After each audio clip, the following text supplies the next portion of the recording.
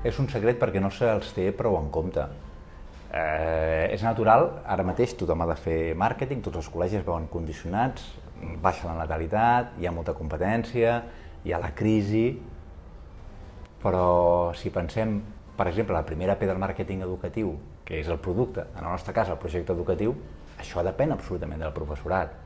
La cultura corporativa, que és aquesta manera que tenen les organitzacions, qualsevol grup de persones de fer les coses, són les persones que hi són i per tant el professorat, i la cultura corporativa és el que determinarà que un grup sigui innovador o estigui apalancat o el que sigui, depèn del professorat. La comunicació, crec que totes les escoles hem millorat molt en comunicació, però la web, e-mails, qualsevol comunicació de l'escola, si falla la comunicació amb el tutor, un pare o una mare estaran contents de l'escola? No, aquesta és la comunicació més important.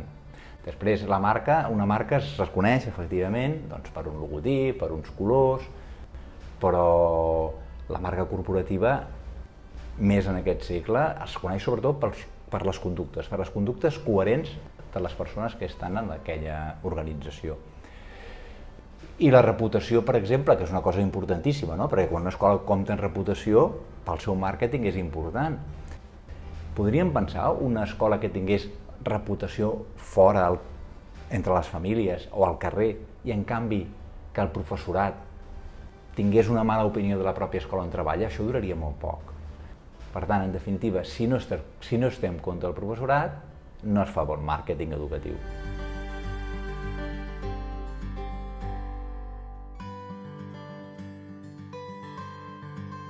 No, un professor no s'ha de preocupar de fer màrqueting, el que s'ha de preocupar és de fer la seva feina ben feta, que és educar. Per tant, el màrqueting que fa un professor és educant. Educant bé fa el màrqueting que li toca. Això és com un equip de futbol. El Messi s'ha de preocupar de fer màrqueting? No, el Messi, el seu màrqueting és fer gols.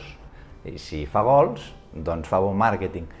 El que sí que han de tenir clar els responsables de màrqueting, els directius del Barça, és d'entendre que ja poden fer molt bé la seva feina, que si no hi ha gols, si no hi ha trofeus, no vendran cap samarreta, aplicat a l'escola. Si el professorat fa una feina bona, el màrqueting surt sol. Ens ho estem jugant tot amb això.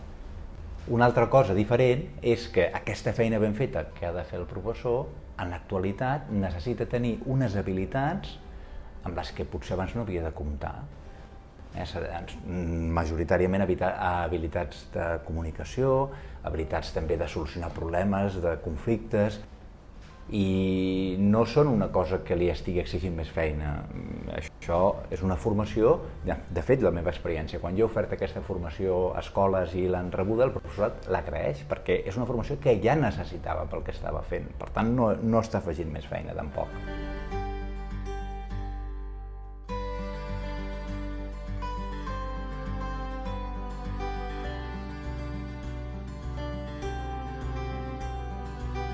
Jo crec que l'hauria de tenir tot.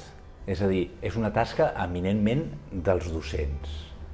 Jo quan vaig a una escola pregunto, feu robòtica? Sí? Molt bé. I per què feu robòtica? Perquè el professorat ha vist que és un instrument bo, per exemple, per treballar cooperativament en projectes? Perquè, per exemple, ha vist que serveix pel desenvolupament de la lògica? O ho fem perquè ven? Ho fem perquè ho està fent també la competència i ens sembla que això ens donarà bon resultat. O sigui, és un màrqueting equivocat centrar-se en aspectes que estan de moda. I és curiós perquè justament és quan, per voler destacar, acaben dient exactament el mateix que els altres. El que aporta valor, el que compta i el que val per al màrqueting i el que s'ha de vendre és una cosa que estigui vinculada a la identitat de l'escola, que sigui valuosa per l'educant, que duri en el temps, i amb això ja, per exemple, hi ha coses que ja sortirien fora, que duri en el temps, i el que és més important i més difícil, que estigui arrelat a la cultura corporativa del centre, de manera que sigui una cosa que sigui difícil de copiar, però no perquè no es vulgui que es copiï, sinó perquè és una cosa que estem fent des de fa molt de temps d'aquesta manera. Molt del que s'està venent com a innovació no deixen de ser modes passatgeres.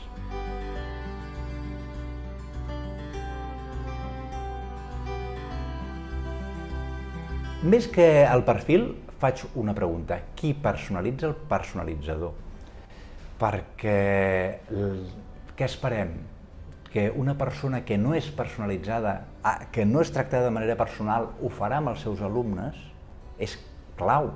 La manera com ens tractem, primer la manera com la direcció tracta el professorat i després la manera com el professorat es tracta entre ells, determina completament la manera com després personalitzaran els alumnes.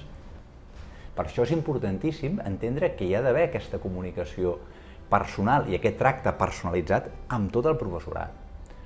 Quan parlo d'aquestes coses, gent directiva, i ho entenc, doncs de seguida diuen ja m'agradaria però no tinc temps. No? I el que haurien de pensar és que si dediquessin la meitat del seu temps a parlar amb la gent, aquest temps es multiplicaria, perquè resulta que aleshores serien capaços de transmetre una confiança i de delegar feines que en aquest moment estan fent. Jo en el llibre distingeixo 3 nivells de converses. Unes que en dic les converses de bronze, que són les converses importantíssimes entre el professorat i els alumnes. Les converses, parlo ara de converses personals, de tutoria, d'orientació, de personalització. Però són les converses de bronze. Les de plata són les converses que tenen el professorat, el tutor, la tutora, amb els pares. Perquè al capdavall els pares són els primers educadors i si no hi ha aquest diàleg, la tasca de personalització amb els alumnes queda molt reduïda. Però hi ha una conversa, que és les que en dic les converses d'or, que són les converses entre el professorat i els directius o entre el professorat també entre ells. I dic que són d'or precisament perquè són cares de tenir.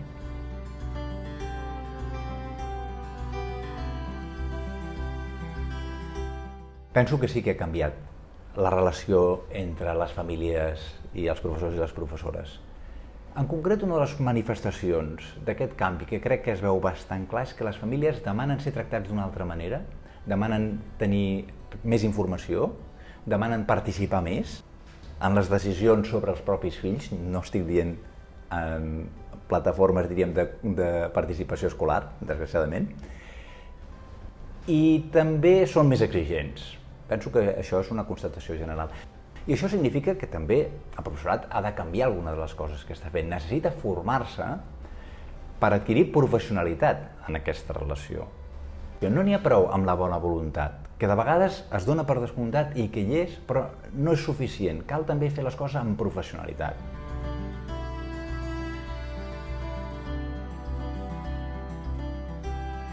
Primerament voldria matisar una mica aquesta visió de la paraula client. És veritat que per nosaltres client l'associem fàcilment al món mercantil, no?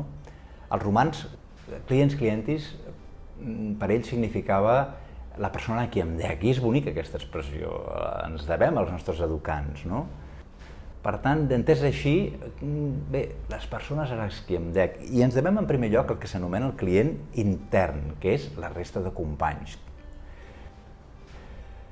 Dit això, no es tracta de tenir-los sempre contents. Precisament deia abans que havíem de fer-ho amb professionalitat. La professionalitat precisament es manifesta en separar, saber de separar.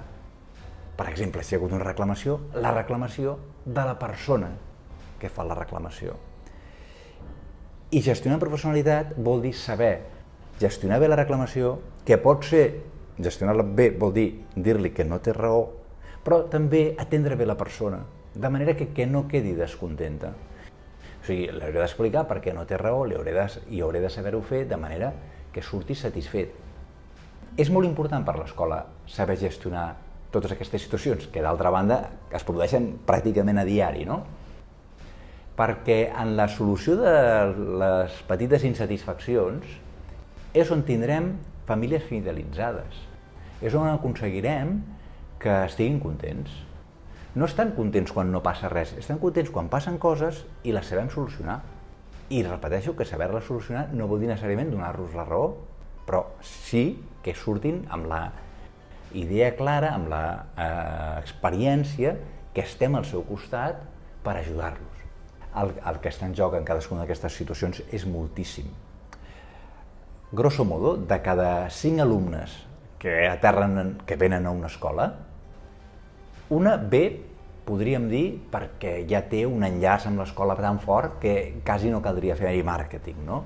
Si hi ha el germà gran, és fàcil que vingui la germana petita. Si els pares són tots dos antics alumnes i veuen al costat de l'escola, fàcilment vindrà. Són aquests que si no venen dius, ostres, aquí passa alguna cosa estem fent malament. 3 venen pel boca orella, venen per la satisfacció de les famílies que estan a l'escola, per gent que ja ha passat, que estan contents i en parlen bé i aleshores acaben venint a l'escola. I més o menys un, que pot ser un 15% més o menys, o un 20% com a molt, doncs vindrà per altres camins, avui en dia fàcilment per internet, no? I el màrqueting s'ha centrat molt en aquest últim, però no dic que no s'hagi de fer, però i si pensem a ampliar el nombre d'aquests 3 que venen per la satisfacció?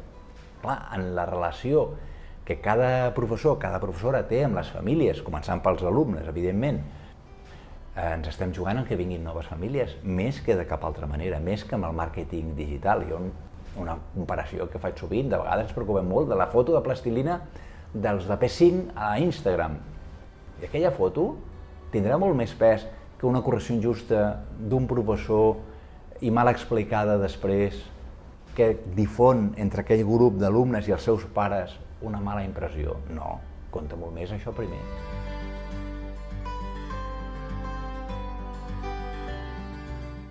No es pot forçar l'amabilitat. Si volem manifestar-nos com amables, el que hem de fer és voler ser amables.